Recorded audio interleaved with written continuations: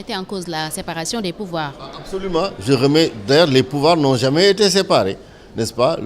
Les députés et les ministères et les ministres, ñoo bokk mbuus, n'est-ce pas? Ont toujours été du même bord, n'est-ce pas? Mais n'ont jamais travaillé, en fait. Ils prennent leurs postes comme des sinécures, des postes de privilèges. Les députés ont toujours pensé que leurs postes, c'était des postes de récompense du parti politique. Donc, ils sont là pour jouir de privilèges de récompense. Voilà. Et tant que c'est comme ça, cette mentalité-là, n'est-ce pas, qui fait qu'on est accroché au parti, au pouvoir, on fait les louanges du Premier ministre, on fait les louanges du président, on fait les louanges du ministre, mais on ne travaille pas. Cela amène certains à demander à ce qu'on supprime le salaire de député ou les indemnités et que l'on paye par session. Vous êtes là, vous percevez, vous n'êtes pas là, vous ne touchez pas. Et puis, selon cela aussi, ça pourra régler ce problème d'absentéisme très déploré à l'Assemblée, surtout en cette fin de législature. Oui, mais Partagez l'avis. Non, je ne partage pas cet avis-là parce que les gens vont venir à l'Assemblée nationale être présents pour prendre leur pécule. Mais ils ne feront pas le travail qu'il faut faire. Je crois que c'est un problème beaucoup plus complexe que ça. C'est d'abord un problème de mentalité. C'est aussi un problème de décloisonnement mental et de compétences. Vous savez, si on envoie à l'Assemblée nationale des députés qui n'ont aucune idée de leur rôle là-bas, mais ils ne le feront pas. Il faut que les députés d'abord qui y vont avec un sens. Moi, je veux aller à l'Assemblée nationale parce que je pense que à l'Assemblée, il y a du travail important pour le Sénégal et pour les générations futures. Donc quand j'y vais, je prends au sérieux mon rôle de député. Et je suis sérieux. Mais les députés qu'on envoie à l'Assemblée nationale ne sont pas sérieux, ne connaissent pas le travail qu'ils doivent faire et qui, en plus, ils pensent qu'ils sont là-bas par récompense. Mais ils ne travaillent pas. C'est quoi la solution alors, à votre avis? Mais la solution, comme je disais, c'est d'abord la formation des députés. C'est d'abord de choisir, n'est-ce pas, des députés compétents et qui veulent faire le travail. C'est aussi de changer, très certainement, d'apporter des réformes au niveau de la commission, des différentes commissions de l'Assemblée nationale pour qu'ils puissent exercer leur véritable travail de contrôle. Mais c'est très certainement le changement de mentalité aussi au niveau du pouvoir exécutif, n'est-ce pas, pour que ce pouvoir-là ne cherche pas à corrompre, n'est-ce pas, l'Assemblée nationale et les députés ou à les mettre au pas, mais à leur laisser la possibilité d'exercer pleinement leur mission. Et je crois que c'est un tout. Mais il faut aussi que les populations, n'est-ce pas, soient capables de discernement et rendre leurs députés, leurs représentants redevables. Mais c'est aussi les populations qui élisent. Donc, pourquoi les populations vont accepter d'entrer dans un système de Marie-Rando? Oui, votez pour mon parti, pour ma coalition, et tout le monde y va. Non, il faut aussi que les associations citoyennes, les populations, ceux d'entre nous qui sont dans les populations et qui sont capables de discernement, doivent aussi informer les populations pour que le choix soit un choix éclairé et soit aussi un choix conscient. Oui, je crois que c'est un tout, hein? C'est un ensemble. C'est pas seulement le pouvoir, c'est pas seulement les partis, c'est pas seulement les gens. Et il faut aussi que les députés soient capables d'élévation spirituelle, n'est-ce pas, et de sacerdoce pour leur pays. C'est aussi tout cela, hein, qui doit entrer en jeu. Si vous venez de nous rejoindre, vous suivez le Grand Oral, amis auditeurs, vous êtes sur Rewmi FM et sur rewmi.com. Alors, nous recevons El Hadji Moustapha Gueye, dit Petit Gueye, maire de la commune de Sokone. Votre expertise dans la construction de consensus ne peut-elle pas aussi servir sur le plan religieux? On le sait tous, on peine à célébrer les fêtes religieuses ensemble au Sénégal. En ce qui concerne la communauté musulmane, cette question est revenue cette année. On a jeûné ensemble, mais lorsqu'il s'agit de célébrer la fête de Korité, on a peiné à s'entendre sur l'apparition de la lune et la célébration même de cette fête. Pensez-vous pouvoir faire quelque chose, c'est social, sur ce plan? Écoutez, moi je suis un citoyen sénégalais, il arrive que j'écrive des livres, il arrive également que je donne mon avis sur les différents aspects de la vie sociale et de la vie publique. Oui, le Sénégal aussi est un pays qui est assez particulier en ce sens que nous avons des familles religieuses qui sont très puissantes, voilà, des confréries. Moi je crois qu'il est de la responsabilité justement de ces familles religieuses dont les leaders sont très écoutés hein, d'appeler tout le monde à la raison et de choisir comment tout ceci va être organisé. Ce sont les leviers sur lesquels on doit s'appuyer. Moi, je crois que on ne peut pas traiter la question religieuse en dehors des familles religieuses et des tariqas au Sénégal. Et je crois que les tariqas ont... Proposition, parce que les confréries aussi datent de longtemps, c'est depuis la nuit des temps, et depuis très longtemps aussi, on peine à s'entendre. Et économiquement même, cela peut paralyser le pays, parce que si chaque frange célèbre sa fête jour qu'elle veut, on aura plusieurs jours fériés, et économiquement aussi, c'est le pays qui va en pâtir. Oui, je pense qu'il faudra très certainement mettre dans un atelier, dans un séminaire de consensus, les différents leaders religieux et de tariqa du Sénégal. C'est un défi intéressant, n'est-ce pas? Je vais voir comment relever... que vous pourrez animer d'ailleurs. Je vais voir comment relever ça, hein, pour qu'on puisse co-créer ensemble, n'est-ce pas, le consensus autour des questions religieuses. Nous en avons besoin, hein, parce que nos tariqas, ce sont nos fiertés, mais ce sont aussi des instruments, des leviers importants de stabilité nationale. En tout cas, je crois que je ferai ma partition. Alors justement, cela nous permet d'en arriver à votre livre intitulé Notre pays, le Sénégal, paradigme et paradoxe. Dans ce livre, vous listez les mots qui, selon vous, freinent le développement du pays ou nous empêchent d'atteindre l'émergence. Pouvez-vous nous lister quelques mots dont vous avez parlé dans votre ouvrage? Ah oui, j'ai parlé de... Oui, c'est vrai. J'ai parlé de... D'abord, les Sénégalais et la mort. Vous savez, nous les Sénégalais, on a peur de la mort. Hein, et j'ai parlé de ça. J'ai aussi parlé des Sénégalais et de l'argent. Mais on aime trop l'argent. Hein, et on n'en a jamais assez. N'est-ce pas? On est tout le temps à la recherche effrénée de l'argent. L'argent vaille que vaille, l'argent vaille que vaille. N'est-ce pas? Et on dépense trop dans des futilités. Hein, j'ai parlé également de l'hyperconsommation, de cette tendance qu'ont les Sénégalaises et les Sénégalais, et surtout les Sénégalaises, à beaucoup dépenser, à acheter. On achète. N'est-ce pas? Si on se mettait à demander combien de foulards, est-ce que vous avez, combien de robes, est-ce que vous avez, combien de ceci, n'est-ce pas?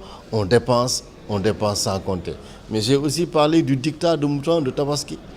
Vous savez, nous les Sénégalais, on se plaint beaucoup, n'est-ce pas? Voici, la Tabaski, tu sais que ce n'est pas obligatoire pour personne, mais la Tabaski va venir bientôt. Tous les pères de famille vont courir dans tous les coins, zéro coin, pour trouver un mouton. Mais personne n'a les moyens d'acheter le mouton. N'est-ce pas? Et on se plaint, on a des dettes. Et nous ne décidons pas d'arrêter d'acheter le mouton. Ce n'est pas obligatoire. On peut choisir que dans le quartier, dans un quartier, il y a quelqu'un, on se cotise tous pour acheter le mouton. Et les moutons aussi de Tabaski, comment on les fatigue? Vous ne les voyez pas, les moutons, n'est-ce pas? Comment on les attache? Mais les moutons souffrent plus que tout le monde. On les attache, on les met dans les malles des voitures, on les met sur les toits des voitures, n'est-ce pas? Les moutons, les moutons sont eux-mêmes fatigués. Et il n'y a pas trop de compassion. On n'a aucune compassion pour les moutons que l'on va tuer. Alors qu'il est clair que, n'est-ce pas, si on prend bien soin, n'est-ce pas, de l'animal que l'on va tuer, sa chair sera même beaucoup plus tendre, et ainsi de suite. Et donc, il y a tout ça. Et ensuite, j'ai parlé également de la politique, hein, des tésantés, des rouleaux sur le champ politique. Hein. Voilà. Le fait que personne n'écoute personne au Sénégal, n'est-ce pas? Le fait aussi que personne ne fait ce qu'il dit qu'il va faire. Écoutez, je vais vous appeler tout de suite, vous allez me dire, Moustapha, je vous rappelle dans 5 minutes. Mais 5 minutes, vous n'allez pas me rappeler pendant 2 jours, n'est-ce pas? Vous voyez, nous avons cette... Voilà, c'est sénégalais, hein, on dit que c'est sénégalais. Mais ça, ce sont des choses qui nous retardent en fait.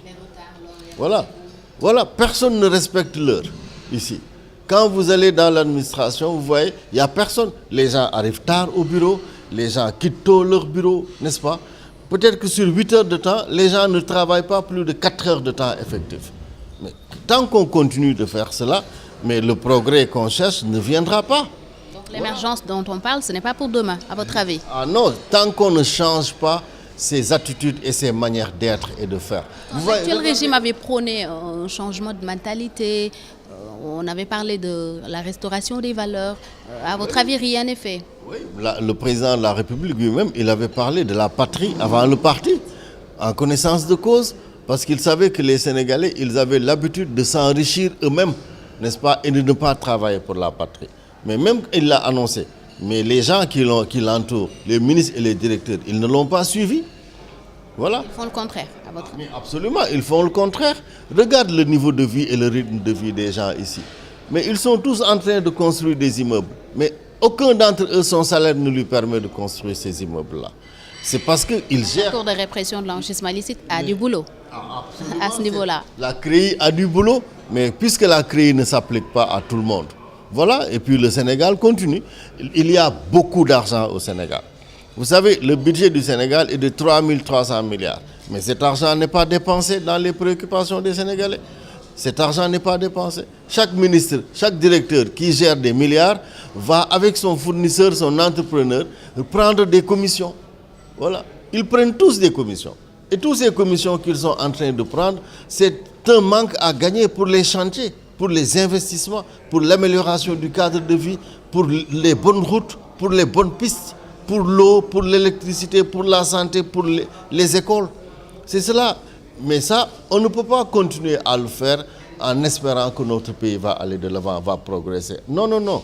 C'est pour ça que c'est une prise de conscience. Vous savez, lorsque le président parlait de la patrie, on se sacrifie pour la patrie.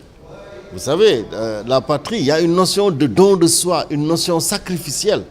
Le militaire qui est formaté, il peut prendre son fusil, on lui paye 75 000, lui, il peut aller mourir pour la patrie, parce que c'est un don de soi. Mais les politiciens qui sont là, on leur donne à gérer des milliards, mais ces gens-là se sucrent eux-mêmes. Ils ne pensent pas à la patrie, ils pensent à eux-mêmes. Et donc mon appel dans mon livre, c'est un appel à une citoyenneté, c'est un appel à un engagement citoyen, c'est un appel à de la spiritualité, à ce qu'on fasse de la politique autrement et que l'exercice de la politique soit aussi un exercice de spiritualité, de sacerdoce, de son don de soi et de contribution à l'avenir des générations futures. Et je crois que c'est là qui est le problème.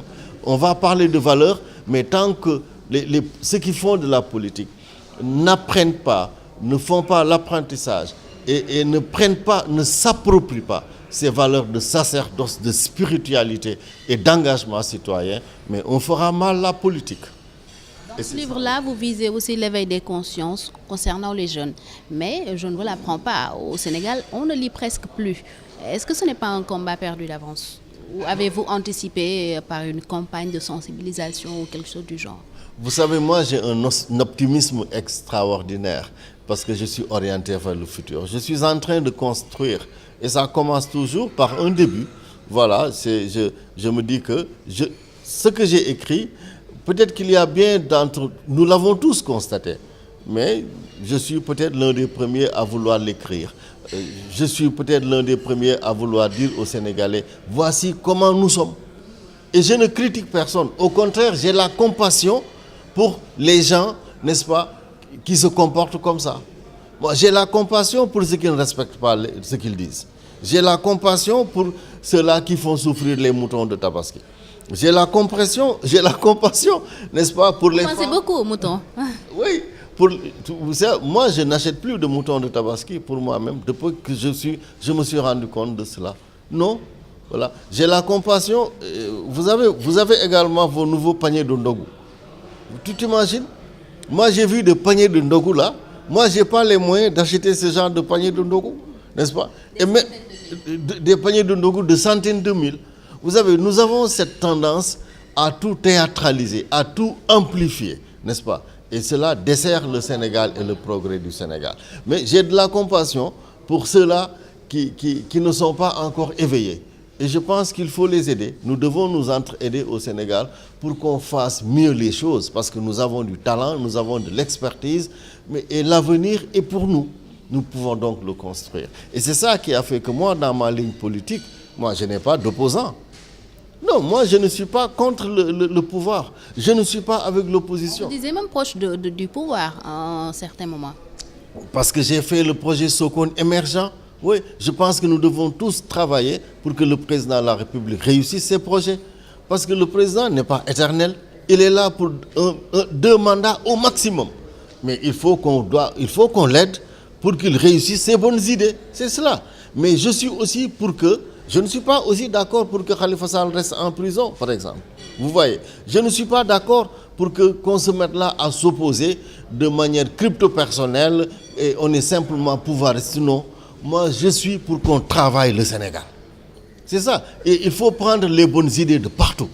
Voilà. Des gens du pouvoir, des gens de l'opposition, des gens du mouvement citoyen. Moi je suis pour cela. Ma ligne politique, c'est de construire le Sénégal avec les meilleures idées des meilleurs Sénégalais. Nous parlons toujours de votre livre. Dans cet ouvrage aussi, vous prônez une sorte d'alternance générationnelle sur le plan social, religieux, politique. Qu'est-ce que vous voulez clairement? Ah oui, c'est une affaire de génération. Nous avons un président de notre génération. Et moi, je crois que toutes les autres personnes qui ont accompagné Senghor, qui ont combattu Wade, ces gens-là, ils doivent aller à la retraite. Compagnonnage avec le PS, l'AFP, vous dérangerait? Il y a des jeunes dans le PS de sa génération qui devraient travailler avec lui. Non, moi je crois qu'il y a une retraite à tout. Vous savez, hein, après 70 ans, on est fatigué. On dort plus qu'on travaille. Il y aurait lingué. Non, vous pouvez conseiller, vous pouvez accompagner, mais vous n'allez pas avoir des postes de responsabilité pour être ministre ou être président de l'Assemblée nationale ou d'institution. Non. Le monde même, il évolue. Vous voyez, en France, il y a un président qui n'a pas, voilà, qui est autour de la quarantaine. Barack Obama également avait ça. Et de plus en plus, n'est-ce pas, dans les autres pays, vous avez des présidents jeunes, n'est-ce pas? Et pour faire exercer certains boulots, faire un certain travail, mais il faut avoir la plénitude de ses moyens physiques. Il faut être jeune pour faire un certain nombre de choses. Donc on ne peut pas avoir autant de jeunes talents ici au Sénégal, autant d'expertise chez les jeunes, n'est-ce pas? Et puis vouloir continuer à recycler, n'est-ce pas, des gens qui sont plus ou moins dépassés. Ouais. Moi je crois qu'il y a une retraite à tout. Et je pense qu'après 70 ans, on ne doit même plus occuper certaines fonctions de responsabilité. On ne doit même plus aller aux élections pour avoir des postes, n'est-ce pas, de direction ou bien de gestion du pouvoir et de deniers. Après 70%, après 70 ans, on peut être associé et conseiller dans l'ombre. Mais pour avoir les leviers, comme on dit en Wolof, avoir les lingués, ah non, moi je crois qu'il faut savoir raison garder. Naturellement, vous êtes contre le retour de Wade, qui est la tête de liste de la coalition gagnante Wade au Sénégal. Moi, je crois que Wade tête de liste, c'est du rebelle. Hein? C'est rien d'autre. Hein? Pour moi, je suis dans une autre liste, hein, Sénégal d'Aidem, mais oui, ça pour moi, c'est simplement du khabar-khabari. Oui. Et puis les Sénégalais qui vont voter, c'est les jeunes, hein? N'est-ce pas? Ah non, ça, c'est du feu de paille. Ça. Qu'il siégera à l'Assemblée, non? Non, quand même, Wade ne siégera plus, toi aussi. Il a 92 ans. Non, oui, là, je crois qu'il est plus occupé à récupérer, hein, parce qu'il est fatigué. Il a déjà donné ce qu'il avait donné au Sénégal. Vous savez, moi j'adore le président Wade parce que dans la construction de ce Sénégal, Wade, il a créé quelque chose de magnifique. C'est le déclic de possibilités. Vous savez, à cause de Wade, nous avons eu l'autoroute à péage. Pour nous, on dit, ah c'est possible alors d'avoir une autoroute au Sénégal. Mais à cause de Wade, nous avons eu le monument de la Renaissance. Mais c'est magnifique. Hein? Même si on le taquinait en disant qu'il avait un désir d'éternité. Oui, hein? Au moins nous avons au Sénégal, il a marqué son temps. Avec le président Wade, nous allons avoir l'aéroport Blaise Diagne, n'est-ce pas? Voilà, c'est possible. Tout est possible pour nous.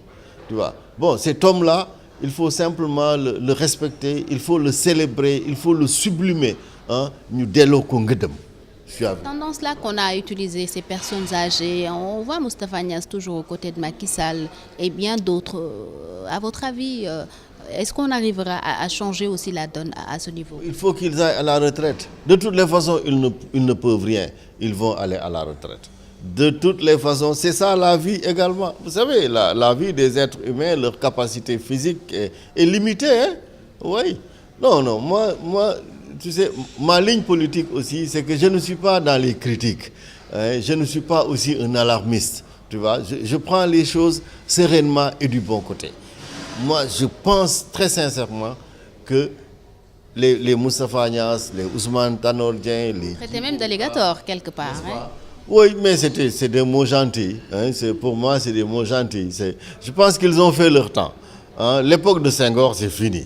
Même l'époque de Abdoulaye Wade, là, c'est terminé. Maintenant, vraiment, c'est Macky Sall. Et après Macky Sall, c'est probablement les gens de la génération de Macky Sall ou même des gens beaucoup plus jeunes qui vont arriver au pouvoir. Donc voilà, pour moi, vraiment, ce n'est pas de l'actualité de me focaliser sur Wade, sur Niasse, sur Tanor. Ce sont des gens du passé, ils ont fait leur temps, ils ont contribué comme ils pouvaient. Ils ne peuvent plus rien apporter au Sénégal actuellement. En tout, vous avez fait j'ai envie de les célébrer.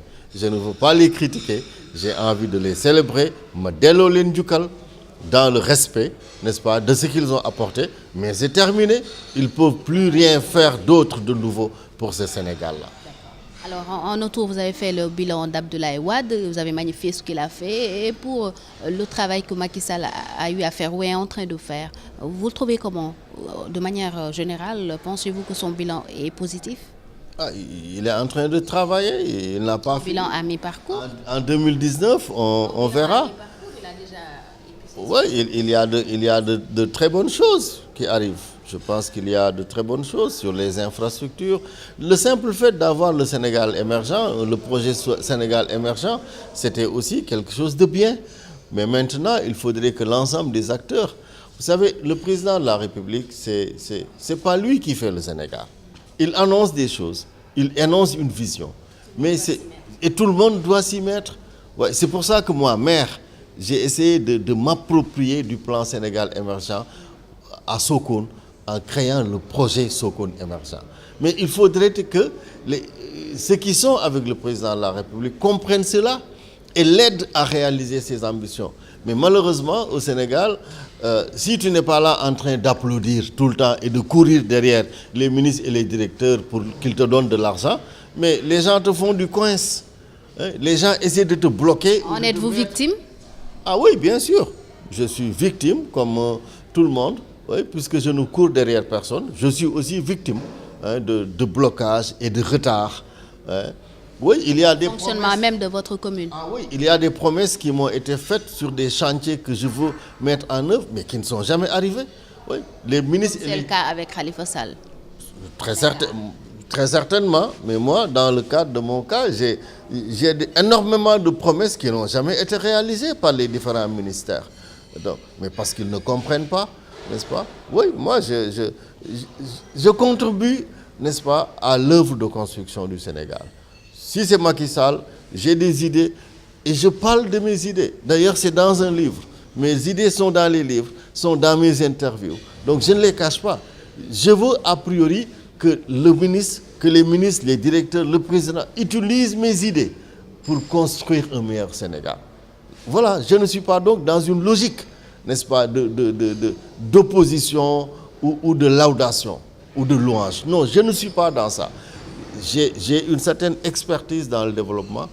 J'ai une expérience des organisations internationales et des Nations Unies pour le développement. Je veux contribuer à l'essor de mon pays. Voilà ce que je suis. Et c'est pour ça que j'écris et c'est pour ça que je donne mes idées. Vous avez travaillé plus d'une décennie à un tiers-monde, donc vous êtes focalisé sur le développement. La politique de développement, c'est votre fort, disons. Alors, est-ce que le Sénégal est sur la bonne voie à ce rythme-là? Nous pouvons améliorer. Il y a des choses qui se font, mais fondamentalement, je crois qu'il faut retourner au terroir. Vous savez, il faut que le développement du Sénégal soit un peu plus équilibré et un peu plus réparti. Et c'est pour ça que je suis intéressé par l'Assemblée nationale. Vous savez, c'est quand on va prendre 560 milliards et que nous allons dépenser dans le train express régional. Vous ne m'entendrez jamais critiquer le TER. Mais je pense que, en même temps que nous allons faire ça, mais prenons 1 milliard et le mettons-le dans chaque commune. Vous savez, nous avons 557 collectivités locales. Prenons 1 milliard et mettons-le dans chaque commune par année. Voilà, c'est ça que je suis en train de dire. Je ne critique pas les grandes réalisations, les grands projets, non. Mais je dis que parallèlement que nous sommes en train de faire de grands projets, mais osons aussi faire un plan Marshall pour les collectivités locales. Oui, donner 1 milliard par commune par année pendant 5 ans et le Sénégal sera ailleurs. Et le développement, c'est de la base au sommet. Et le développement, justement, sera de la base au sommet. C'est ça que je suis en train de dire. Voilà. Et ça n'a pas de sens que, vous savez, il y a souvent un débat crypto-personnel, celui-là contre l'autre, opposition crypto-personnelle, pousse-toi que je m'y mette, tu es au pouvoir, je veux aussi venir au pouvoir. Non, ça, ce n'est pas sain. Et moi, je ne suis pas dans ce débat, je ne suis pas dans cette ligne. Je veux contribuer à partir du meilleur que j'ai, qui est mon expertise, mon expérience, d'avoir travaillé dans les ONG internationales, d'avoir travaillé dans le système des Nations Unies et actuellement d'être maire, n'est-ce pas? Ce que je suis en train de voir, des choses, mais que le ministre ne peut pas voir et peut-être même que le président de la République ne peut pas voir. Et donc, mais j'ai la générosité de partager tout cela et de le faire dans le calme, dans la sérénité, dans la contribution pour qu'on puisse ensemble créer le Sénégal dont nous rêvons pour nos enfants et les enfants de nos enfants. Alors, vous êtes aussi expert dans la prévention de conflits. On craint au Sénégal ce qu'on appelle communément la malédiction du pétrole, avec l'apparition du pétrole et du gaz. Que faut-il faire à votre avis pour échapper à cette malédiction dite du pétrole? De manière inclusive, écouter tout le monde et mettre tout le monde autour de la table. Il faudra que nous évitions. Il y a heureusement le COS Pétrogaz, mais il y a plein d'autres Sénégalais. C'est performant selon certains. Il y a beaucoup d'autres Sénégalais qui ont une expertise sur le pétrole et qui ne sont pas membres du COS Pétrogaz. Mais il faut l'élargir et inviter ces gens-là. Et il faudra éviter également que le pétrole soit l'affaire juste d'une caste qui va s'enrichir, utiliser l'argent du pétrole pour encore investir dans l'opulence ou dans les privilèges des dirigeants. Il faudra... indexe déjà le président et sa famille. Oui, je ne sais pas, à tort ou à raison, mais je crois que nous avons encore le temps de construire et de raffiner, d'améliorer ce qui a été fait en termes de... d'améliorer également la transparence de ce qui a été fait en termes de contrats et d'inclusion des différents acteurs. Mais moi, j'habite dans une zone qui peut être potentiellement impactée par le pétrole. Parce que Sokone, le département de Foundiougne, je voudrais être le député du département de Foundiougne, je suis candidat. Donc le département de Foundiougne est directement impliqué. Parce que le Sangomar, par exemple, le Sangomar profond, est en face des communes de Sokone, de Dionewar et de Toubacouta. Et donc si jamais le pétrole est exploité, si jamais il y a des problèmes de fuite du pétrole, mais nos côtes seront touchées directement. S'il y a des problèmes avec le pétrole, la ressource halieutique, les poissons, les huîtres et tout ça, vont disparaître. Le travail sur l'écotourisme va aussi être impacté. Et probablement les jeunes aussi vont avoir tendance à délaisser les activités d'écotourisme pour aller sur les plateformes pétrolières. Et donc moi je suis directement concerné et impacté, ma commune et mon département sont directement. Et c'est pour cela que je propose qu'on fasse une assurance de nos côtes.